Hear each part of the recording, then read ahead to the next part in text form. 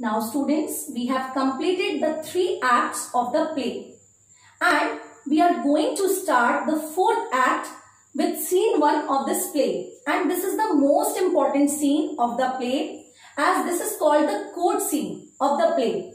So students, in this picture you are seeing that Duke is sitting over here and Portia is in the disguise of a lawyer and she appeals Shylock for mercy. So let us start summarizing the first scene and act 4 of the play. In Venice, the court scene appears. In this scene, Shylock brings Antonio to the Duke's court and demands justice. He says that he will not accept repayment but wants Antonio's flesh. Antonio offers to give him more money, but he refuses. This means the death of Antonio. At that time, Portia enters the court of law, dressed as a lawyer. She asks Shylock to show mercy on him. He still demands flesh from Antonio's body. At last, Portia says that he may have flesh, but not a single drop from his body. So he wants to take money, but Portia tells him that he is liable to be punished. Half of his property goes to Venice and half to Antonio. Antonio and Bassanio do not know that the lawyer is Portia. She takes Antonio's gloves and Bassanio's ring as gifts.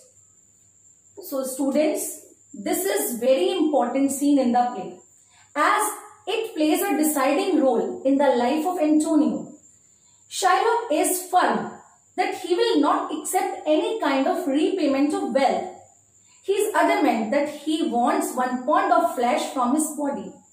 He does so because he is jealous of Antonio. He is a Jew and Antonio is a Christian. He lends money to people without any interest.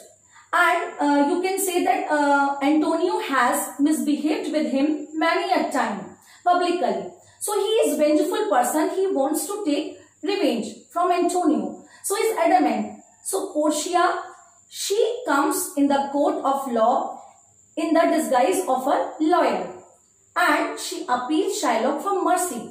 But Shylock refuses. At last, Portia says that it is okay. You can take your 1 pound of flesh from Antonio's body, but not even a single drop of blood should be blown by you when you cut his flesh. Now, students, this is impossible. How is it possible that when we cut a person with a knife, how is it possible that a single drop of blood should not be drawn? So, at this point, Shylock agrees to get the payment, to get the repayment. But now Portia says that you are liable to be punished. So whole of his property was taken by the Duke. Half of his property goes to Venice and half of his property will given to the Antonio. So students, Shylock was punished in this act and Antonio gets justice. Now we start the 2nd act of scene 4. Still in Venice, after the trial, Portia stops on a street and instructs Nerissa to find Shylock's house and have him sign that deed bequeathing everything he owns to Lorenzo and Jessica, and then they will be home by tomorrow. Gratiano catches up with them and presents Portia with the ring from Bassanio, who he says also sends an invitation to dinner. Portia accepts the ring but declines the dinner invitation. She asks Gratiano, however, to show Nerissa, my youth, the way to old Shylock's house. Nerissa in an aside whispers to Portia that on the way she will try to get the ring which she gave to her husband on their wedding day, a ring which she made him swear to keep forever. Portia is delighted at her friend's plan. She is certain that Nerissa will succeed. Then both of them will have a merry time hearing their husbands try to explain how and why they gave their wedding rings away to other men. So students, we find the mood of the scene lightened. As you know, the main tension, the main problem of Antonio was solved. So the two of them, Portia and Nerissa, try to take rings from their husbands so that they may tease them that they had given their rings to other persons. Now students, we come to the last act of the play, which is the act 5th. As you see that here it is Lorenzo and Jessica. They are in the moonlight. They are in love with each other. So this scene tells us about the union of all the happy lovers. Now start reading the summary of this act. In moonlit Belmont, Jessica and Lorenzo compare themselves to famous lovers from classical literature. When a messenger suddenly interrupts them, the messenger informs them that Portia will soon return from the monastery, and Lorenzo and Jessica prepare to greet the mistress of the house. Lancelot enters and announces that Bassanio will return to Belmont the next day. Portia greets Bassanio, who introduces her to Antonio, who reports in turn that he has been acquitted in the courts of Venice. Gratiano and Nerissa begin to argue over the ring with which he promised never to part. Nerissa chastises her husband not for hurting her feelings but for breaking his own promise. Gratiano insists that he gave the ring to a lawyer's clerk as a fee, and Portia criticizes him for parting with so precious a gift, saying that her own husband would never have parted with this ring.